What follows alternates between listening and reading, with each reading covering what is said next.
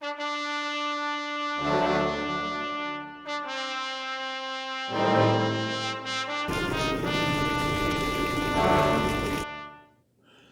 comrade and peers.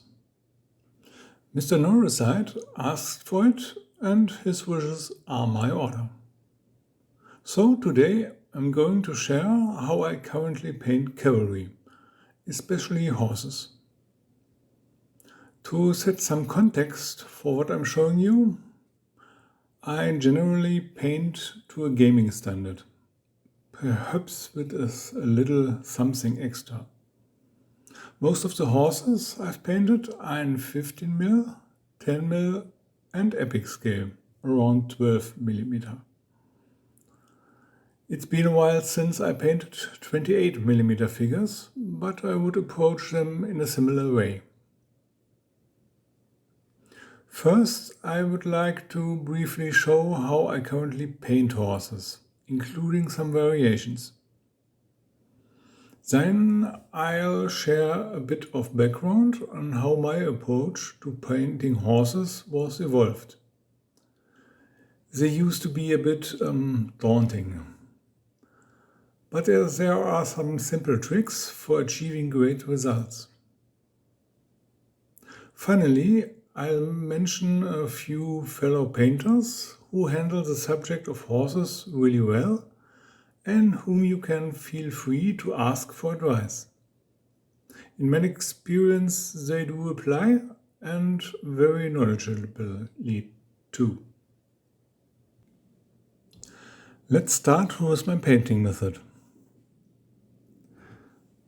These days I keep things very simple thanks to various contrast and speed paint colors. The process practically runs itself. For the 6mm to 50mm scale, it is almost enough to simply paint the horses a plain brown, even painting the mane of the same color if necessary. So I hardly ever do that. And you're done. Chestnut horses usually have a reddish-brown coat, a color that is also reflected in their mane. However, a flaxen mane, tail or feathering on the hooves are not uncommon either. Since I paint for the gaming table, I usually leave out the distinctive coloring on the lower legs, unless I'm painting a cold-blooded horse. Instead, I have adopted a specific painting scheme to better distinguish between different types of cavalry. Heavy cavalry usually gets darker horses with black manes.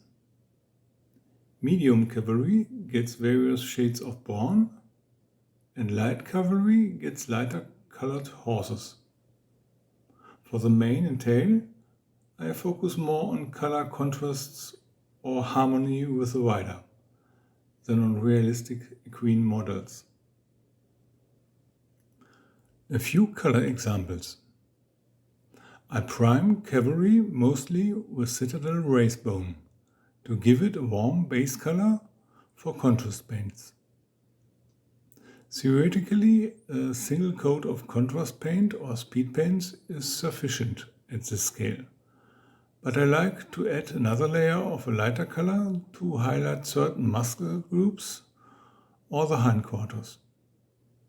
However, this also depends heavily on the saddle and any other gear being used. For heavy cavalry, I use mostly Cygor brown and sometimes wildwood, with black for the mane and tail. In rare cases, skeleton horde for draft horses or special miniatures. Highlights are made with Rhinox hide or stronger watered down Mournfang brown.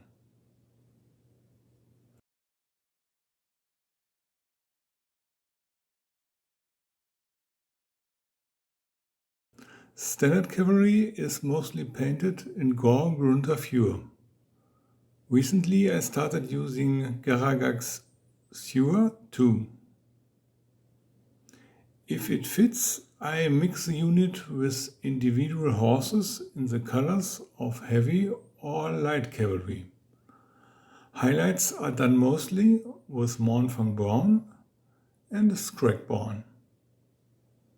For the main, I usually vary between different fuel colors, depending on type of units.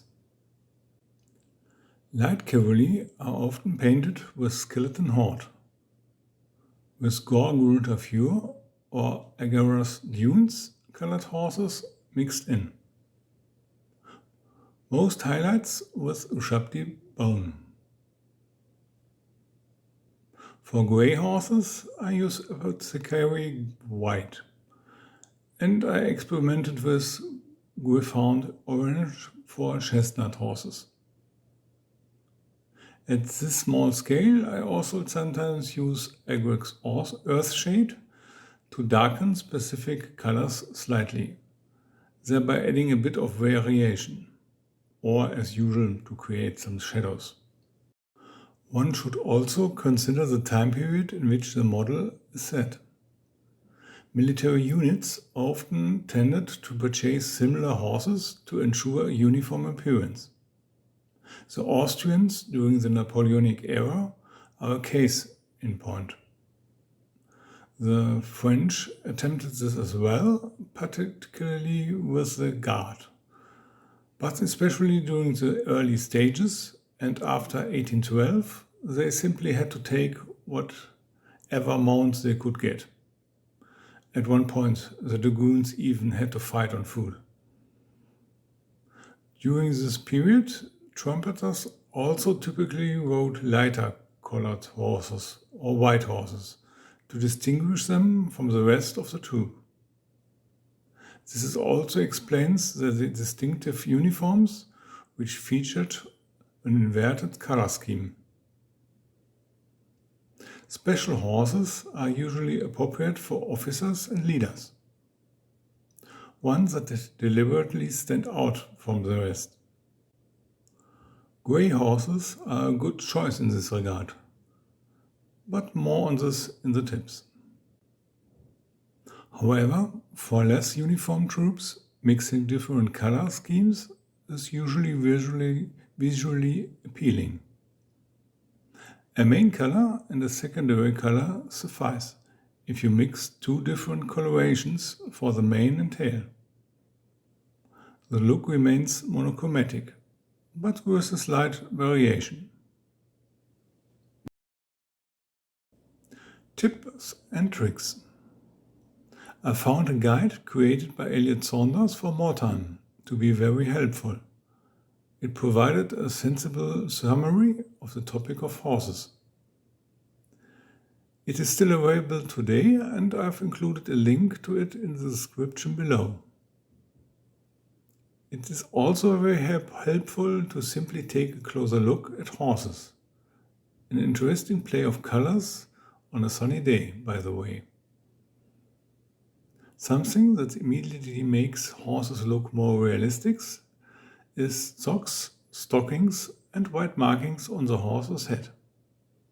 Classical examples include a star on the forehead, a stripe running from the forehead to the muzzle, or other variations. Some horses also feature skull-like head markings, which can be quite fitting for fantasy settings without appearing unrealistic. This also makes it easy to create variations of similar painted horses. It should be noted that white socks on the hind legs were sometimes regarded as indicating a greater susceptibility to bone fractures, and thus might have been avoided by military purchasing agents. Grey horses are born with the standard base colors of other horses and then gradually turn grey. Therefore, it will only achieve a pure white coat at a later stage. Not all grey horses turn pure white. However, some retain part of the original coloration, such as a dapple grey. When painting special figures, it can be much more effective to paint them as dapple greys or rose greys rather than plain white grey ones, as these stand out more from the crowd. Real eye-catcher, essentially. The effect can be achieved quite easy using small, darker or grayer circles, and in my view is quite effective. Hoofs. Sometimes it's worth distinguishing the hoofs by color. The horn typically has a lighter gray or black hue. In the military, hoofs were often dyed black, especially for parades, to enhance the uniform appearance. This simple splash of color can greatly enhance the appearance of the cavalry, as the eye perceives a distinct contrast. Therefore, it is worth choosing a color that provides a slight contrast to the base color. I already mentioned Mr. Saunders. In my view, Jack Sarge Painting is another artist who paints very fine horses. He has also created a nice tutorial for 28mm horses. Very helpful for these larger scales. Link down below. Miniature Realms leans a bit more towards the fantasy genre, but also features tutorials. Plus, the creator is a pro who offers help and tips where needed. Also linked down below. That covers the quick rundown on painting horses. If you have any remaining questions, or if I've left anything unclear, feel free to post them in the comments. I'll do my best to answer them as promptly as possible. I hope you find something helpful here. Till then, and take care.